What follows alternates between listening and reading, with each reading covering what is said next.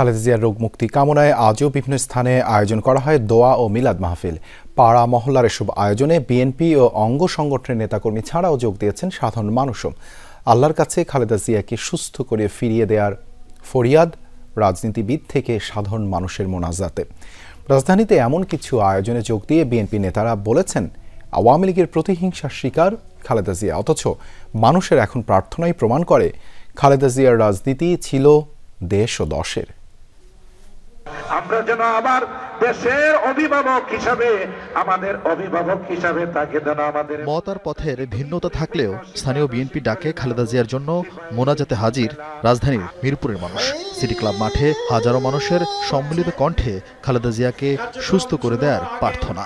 আল্লাহ পাক যাতে তাকে সুস্থ করে আমাদের মাঝে ফিরিয়ে আনে।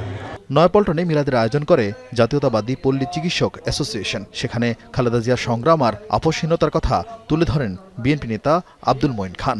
স্বৈরাচারী আওয়ামী লীগ সরকার একসময় হঠাৎ একটি সিদ্ধান্ত নিয়েছিল, একদিনে, আমি আমার নিজের গ্রামের অঞ্চল থেকে জানি, একদিনে হাজার হাজার পল্লী চিকিৎসককে গ্রেফতার করা হয়েছে। পরবর্তীতে সেই একই আক্রোশের শিকার হয়েছিলেন আমাদের দেশনেত্রী বেগম খালেদা জিয়া।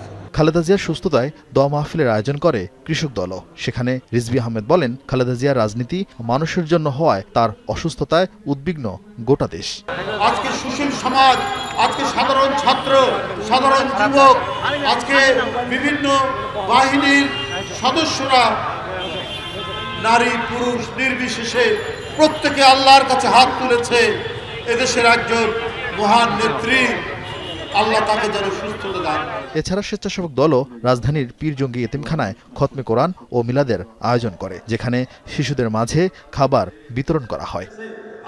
আরিফিন শাকিল, যমুনা নিউজ, ঢাকা।